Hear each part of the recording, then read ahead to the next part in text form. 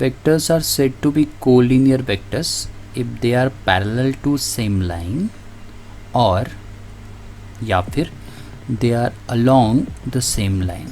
तो दो वेक्टर को कोलिनियर वेक्टर हम तब बोलेंगे जब वो सेम लाइन को पैरेलल है। जैसे हम यहाँ पे एक लाइन ड्रॉ करते हैं L, और ये हो गया P वेक्टर और ये दूसरा हो गया Q वेक्टर। तो हम बोल सकते हैं P वेक्टर और Q वेक्टर कोलिनियर वेक्टर है, क्योंकि ये same line parallel to same line, एक ही लाइन को पैरेलल है और they are along the same line. या फिर ऐसे भी हो सकता है, तो एक ही लाइन को पैरेलल होंगे तो हम बोलेंगे वो कोलिनियर वेक्टर है। या फिर they are along the same line, same line मतलब इस लाइन के ऊपर ही, जैसे हमने वेक्टर बना दिया M वेक्टर और दूसरा बना दिया N वेक्टर, ये M वेक्टर और N वेक्टर भी कोलिनियर।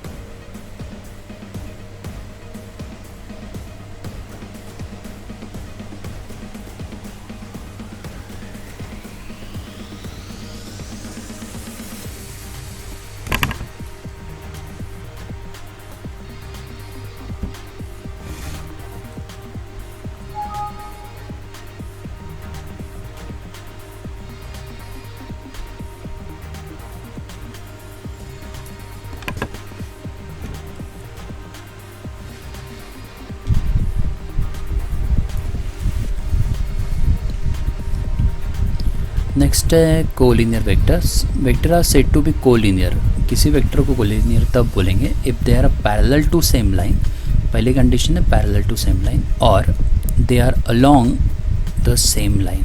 तो पहली कंडीशन देखते हैं कोलिनियर का कंडीशन। जैसे एग्जांपल ये हो गया ए वेक्टर और दूसरा है ये बी वेक्टर और तीसरा है सी वेक्टर, है ना। और ऐसा लिखा गया कि A vector is parallel to B vector, और ऐसा लिखा होगा B vector is parallel to C vector. तो हम बोल सकते हैं A vector and C vector are collinear.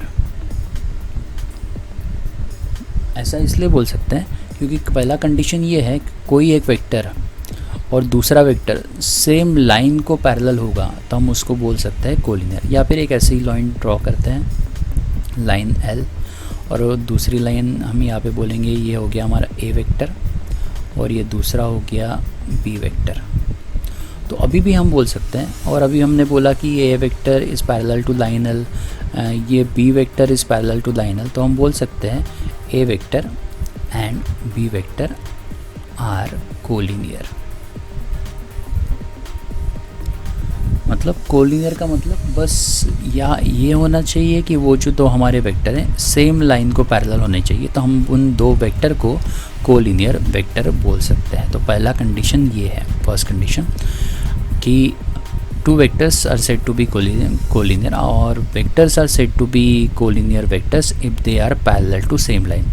एक ही लाइन को दो वेक्टर पैरेलल होंगे तो उसको हम कोलिनियर बोल सकते हैं। अभी देखो यहाँ पे एक नोटिस करना, ए वेक्टर का डायरेक्शन मैंने ईस्ट की तरफ बनाया है और वही बी वेक्टर का डायरेक्शन मैंने वेस्ट की तरफ बनाया है। ये देख सकते हैं, इसका डायरेक्शन तो इधर है, इसकी तरफ जा रहा है, और ये बी का डायरेक्शन देखो यहाँ वेस्ट की तरफ जा रहा है, फिर भी ये ए वेक्टर और बी वेक्टर कोलिनियर वेक्टर है। और ऐसा इसलिए क्योंकि ए वेक्टर भी पैरेलल है लाइन एल को और बी वेक्टर भी पैरेलल है लाइन एल को।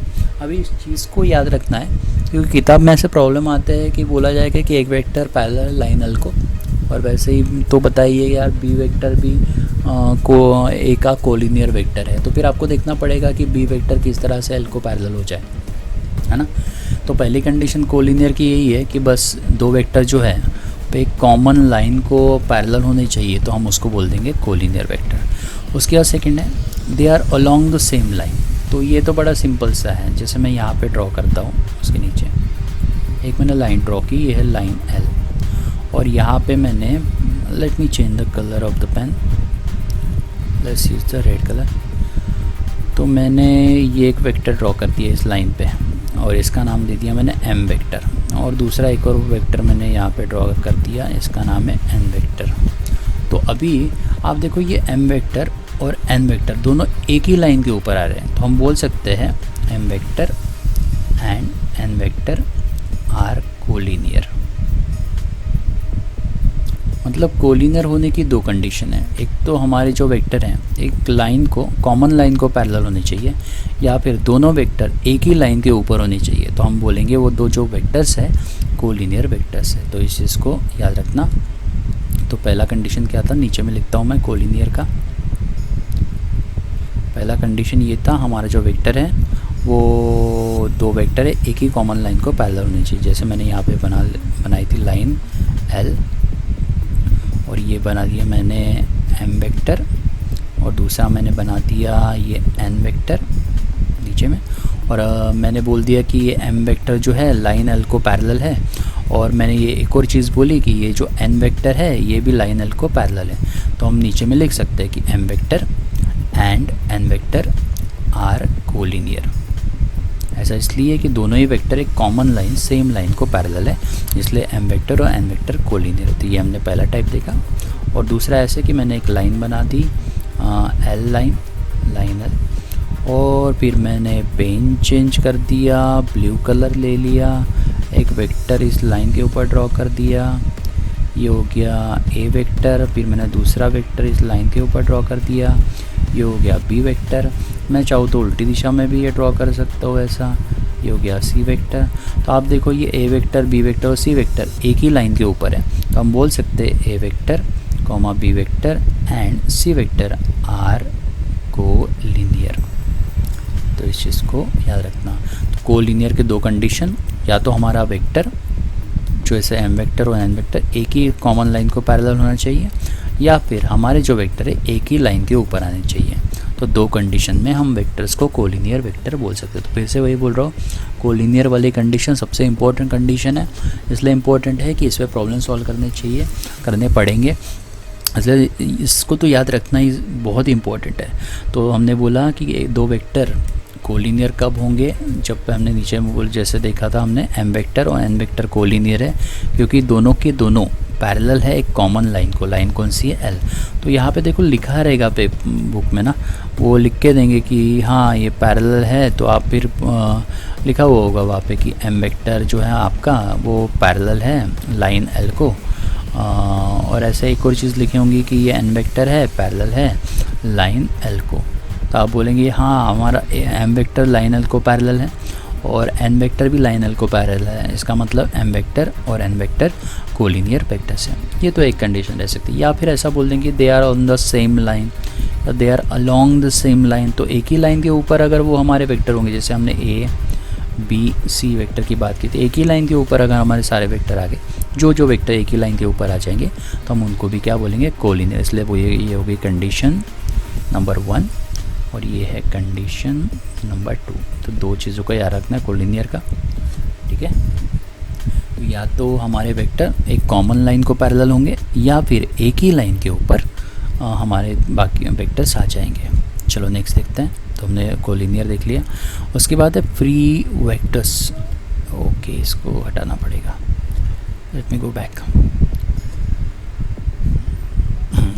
नेक्स्ट है free vector. If a vector can be translated anywhere in the space without changing its magnitude and direction, then such a vector is called as free vector. अभी यहाँ पे देखो बड़ा simple सा है वैसे ये भी, एक वेक्टर को आप स्पेस में कहीं भी लेके जाओ और उसका डायरेक्शन चेंज नहीं होना चाहिए, ना ही उसका मैग्नीट्यूड, तो उसको हम बोलेंगे फ्री वेक्टर. जैसे बुक में दिए एग्जांपल के देखेंगे तो ये देखो, ये रहा ए वेक्टर, ये रहा ए वेक्टर. ये ए वेक्टर का डायरेक्शन कुछ इस दिशा में है, तो मैं इस दिशा को नाम देता हूँ, मान लेते दिशा का नाम है कौन सा है, तो मान लेते ये दिशा है ईस्ट, है ना, ये ईस्ट दिशा में है. तो यहाँ पे देखो ये इस दिशा को हमने एक डायरेक्शन, ए वेक्टर का डायरेक्शन में जा रहा है, उसको हमने ईस्ट बोल दिया. अभी दूसरे ये ए वेक्टर को देखो, इसका भी डायरेक्शन ईस्ट है. अभी इस वेक्टर को देखो, तीसरे वाले, इसका भी डायरेक्शन ईस्ट है. चौथे वाले को देखो, इसका भी डायरेक्शन ईस्ट है. और यहाँ पे भी देखो ए वेक्टर, इसका भी डायरेक्शन क्या है, ईस्ट. देखो ए वेक्टर पहले यहाँ पे था, फिर यहाँ से होते हुए यहाँ से फिर यहाँ पहुँच गया, फिर यहाँ से फिर ये यहाँ पे पहुँच गया, फिर यहाँ से बोलेंगे यहाँ पे पहुँच गया, और फिर यहाँ से यहाँ पे पहुँच गया. ए वेक्टर ने अपनी जगह बदली, पहले वो एक जगह पे था, फिर दूसरी जगह पे आया, फिर तीसरी जगह पे आया, फिर चौथी जगह पे, फिर पांचवी जगह पे. लेकिन जब उसने जगह बदली तो उसका डायरेक्शन चेंज नहीं हुआ. वो पहले भी ईस्ट में था, वो बात सेकंड केस में भी ईस्ट में है, तीसरे केस में भी ईस्ट में है, चौथे केस में भी ईस्ट में है, और पांचवें केस में भी वो ईस्ट डायरेक्शन में है. और ना ही उसकी लंबाई चेंज हुई. यहाँ पे देखो, अगर मान लेते यहाँ पे ये 3 सेंटीमीटर है, तो आप एक प्रकार से लंबाई को देखो ठीक से, तो ये भी कितना है, 3 सेंटीमीटर ही है. ये भी कितना है, 3 सेंटीमीटर ही है. और ये भी कितना है, ए वेक्टर 3 सेंटीमीटर. यहाँ पे भी देखो 3 सेंटीमीटर. मतलब ये ए वेक्टर हमारा फ्री वेक्टर हुआ, क्योंकि बिना इसका मैग्नीट्यूड, बिना इसका डायरेक्शन चेंज किए हमने इसको एक जगह से दूसरी जगह, दूसरे से तीसरी जगह, और तीसरे से चौथी, और चौथे से पांचवी जगह ये घूम रहा है.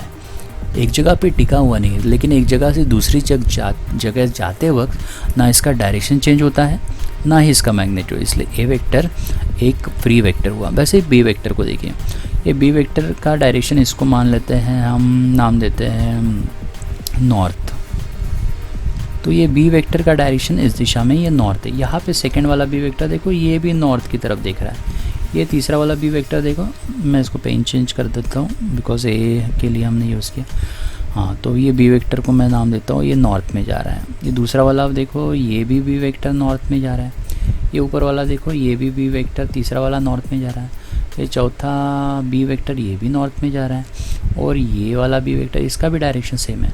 मतलब बी वेक्टर एक जगह से दूसरी जगह जा तो रहा है, लेकिन उसका डायरेक्शन चेंज नहीं हो रहा है, ना ही उसकी लंबाई. आप ठीक से देखो तो मान लेते हैं अगर 5 सेंटीमीटर था, आप तो सेकंड वाले को देखो, ये भी तो लेंथ 5 सेंटीमीटर ही दिख रही है. ये लेंथ देखो, ये भी तो लगभग 5 सेंटीमीटर ही लग रहा है. और फिर ये वाला भी तो 5 सेंटीमीटर ही है, और ये वाला भी तो 5 ही लग रहा है. इसका मतलब बी वेक्टर भी ऐसा वेक्टर हुआ जो एक जगह से दूसरी जगह जा रहा है, लेकिन ऐसा करते वक्त ना उसका मैग्नीट्यूड चेंज हुआ, ना उसका डायरेक्शन. जैसे बी ए का मैग्नीट्यूड 3 सेंटीमीटर था पहले, तो बाद में भी 3 है, उसके बाद भी 3 है, उसके बाद भी 3 है, उसके बाद भी 3 है. वैसे बी का भी मैग्नीट्यूड पहले भी 5 सेंटीमीटर था, बाद में भी 5 है, फिर उसके बाद भी 5 है, उसके बाद भी 5 है, और उसके बाद भी 5 है. और ना ही इनका डायरेक्शन चेंज हुआ. ए का डायरेक्शन पहले भी ईस्ट था, उसके बाद भी ईस्ट है, और तीसरी चौथी पांचवी जगह जाते वक्त भी उसका डायरेक्शन ईस्ट ही है. वैसे ही बी का भी बात की जाए तो बी का पहले भी डायरेक्शन नॉर्थ था, दूसरी केस में भी नॉर्थ था, तीसरी चौथी पांचवी केस में भी जब वो जगह बदलते रहा तो उसका डायरेक्शन नॉर्थ ही था. मतलब फ्री वेक्टर ऐसे वेक्टर रहते हैं जो अपनी जगह तो बदल लेते हैं, लेकिन इनका डायरेक्शन चेंज नहीं होता. जैसे ये ए वेक्टर, फिर ये ए वेक्टर है, ये भी ए वेक्टर है, ये भी ए वेक्टर है. मतलब ये ए वेक्टर पहले ऊपर से नीचे नीचे नीचे नीचे जा रहा है, लेकिन ऐसा करते वक्त ना उसकी लंबाई चेंज हो रही है, ना उसका डायरेक्शन. तो ए वेक्टर देखो, मैंने ऊपर से लिखते हुए नीचे नीचे लेके आया, नीचे नीचे आया, लेकिन ऐसा करते वक्त ना उसका मैग्नीट्यूड चेंज हुआ, ना उसका डायरेक्शन. मतलब उसकी लंबाई भी उतनी है, और उसका जो डायरेक्शन है वो भी उतना ही है. तो इसको याद रखना. जैसे एग्जांपल के तौर पे एक और ड्रॉ करते हैं फ्री वेक्टर. ये मैंने ड्रॉ कर दिया फ्री वेक्टर इसका नाम देते हैं बी वेक्टर। फिर मैंने यहाँ पे ड्रॉ किया, ये भी है बी वेक्टर, फिर मैंने यहाँ पे ड्रॉ कर दिया बी वेक्टर। अभी आप देखो ये सबका डायरेक्शन सेम है और इसकी लेंथ भी क्या है, लगभग सेम है। तो ये हो गया बी वेक्टर एक फ्री वेक्टर है, क्योंकि एक जगह से दूसरी जगह जाते वक्त ना इसका मैग्नीट्यूड चेंज होता है, ना ही इसका डायरेक्शन चेंज होता है। Next, localised vector for a vector of given magnitude and direction. अगला है हमारा localised vector for a vector of given magnitude and direction. एक वेक्टर है जिसका एक पर्टिकुलर मैग्नीट्यूड डायरेक्शन होगा। If its initial point is fix, एक vector का एक पर्टिकुलर मैग्नीट्यूड और डायरेक्शन है, लेकिन इसका जो इनिशियल पॉइंट है, शुरुआत का पॉइंट, ये फिक्स कर दिए गया है, then such a vector is called as localised vector. मतलब ये कोई भी एक वेक्टर है जिसका शुरुआत का पॉइंट फिक्स है तो उसको हम बोलेंगे लोकलाइज्ड वेक्टर। अभी यहाँ पे एक इम्पॉर्टेंट बात आ जाती है, जैसे इसका एग्जांपल है, for example if there are two stationary cars, दो कार है, एक कार है ए और दूसरी कार है B, and force is applied to a car. एक कार ए पे आपने फोर्स लगाया, तो आपको हो सकता है इधर से पुश या पुल वाला फोर्स आपने लगाया होगा, then it is localised vector. Car का जो फोर्स वेक्टर है, मतलब कार पे लगने वाला फोर्स, ये जो वेक्टर है, ये फोर्स वेक्टर, ये लोकलाइज्ड वेक्टर है। And only car A moves while car B is not affected. और ऐसे केस में सिर्फ कार ए मूव होगी, कार बी नहीं, क्योंकि अपने फोर्स सिर्फ कार ए पे लगाया है तो कार ए मूव होने वाली है, और फोर्स वाला जो वेक्टर रहेगा वो लोकलाइज्ड वेक्टर रहेगा। क्योंकि इसमें इम्पॉर्टेंट ये चीज़ है कि ये लाइन किस डायरेक्शन में है, क्योंकि आप कार पे किस जगह पे फोर्स लगा रहे हैं वो ज़्यादा इम्पॉर्टेंट है। क्योंकि जैसे इस मान लेते हैं इस कार को यहाँ पे ड्रॉ करते हैं, राइट, तो कार पे मैंने यहाँ पे 5 न्यूटन का फोर्स लगाया, राइट, यहाँ पे मैंने 5 न्यूटन, या फिर मैंने यहाँ पे 5 न्यूटन का फोर्स लगाया। दोनों ही केस में जो इफेक्ट प्रोड्यूस होगा वो अलग होगा, क्योंकि इस पॉइंट पे लगने वाले फोर्स से हो सकता है कार 3 सेंटीमीटर सरक जाए, वही ऊपर लगने वाले फोर्स हो सकता है कार से 2 सेंटीमीटर सरक जाए।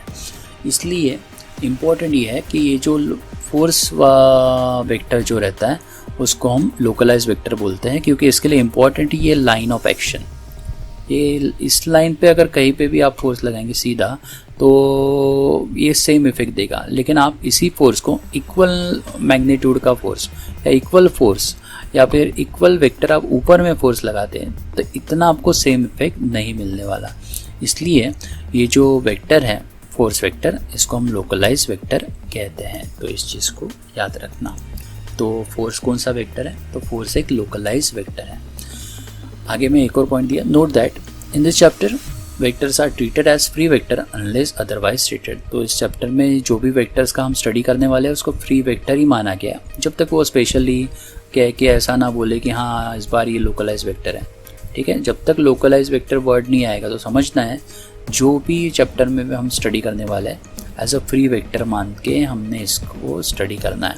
तो याद रखना ये इंपॉर्टेंट चीज़, इस चैप्टर में पढ़ते हुए जो भी वेक्टर आएंगे उसको फ्री वेक्टर का स्टडी करना। फ्री वेक्टर का मतलब क्या है कि जैसे ये ए वेक्टर यहाँ पे, तो ए वेक्टर को मैं यहाँ पे भी लिख सकता, यहाँ से मैं इधर भी शिफ्ट कर दूंगा ए वेक्टर, तो भी ये सेम ही वेक्टर हुआ। बस याद क्या होगा, इसका मैग्नेटिक डायरेक्शन चेंज नहीं होता और फिर भी इसकी जगह हम बदल सकते हैं, तो उसको हम बोल सकते हैं फ्री वेक्टर। और लोकलाइज वेक्टर एक पर्टिकुलर लाइन पे ही रहता है, क्योंकि अगर उसकी जगह बदल जाएगा तो उसको फ्री वेक्टर बोल देंगे और वो सेम इफेक्ट प्रोड्यूस नहीं करेगा। तो लोकलाइज वेक्टर में मैग्नीट्यूड, डायरेक्शन और पर्टिकुलर लाइन ऑफ एक्शन भी इंपॉर्टेंट होती है, और इसलिए एग्जांपल है लोकलाइज वेक्टर का फोर्स। तो इस चैप्टर में भी जब फोर्स आएगा तभी लोकलाइज वेक्टर की हमको ज़रूरत पड़ेगी या कहा जाएगा, अदरवाइज हम जो भी वेक्टर आने वाला है चैप्टर में सारे के सारे है फ्री वेक्टर। हम मान के चलेंगे कौन से वेक्टर से, तो वो फ्री वेक्टर से, ऐसा मान के चलेंगे। तो यहाँ पे ख़त्म होती है कुछ इंपॉर्टेंट टर्म्स। अगला जो पार्ट है वो है अलजेब्रा ऑफ वेक्टर्स, तो हम कल इसको कंटिन्यू करेंगे।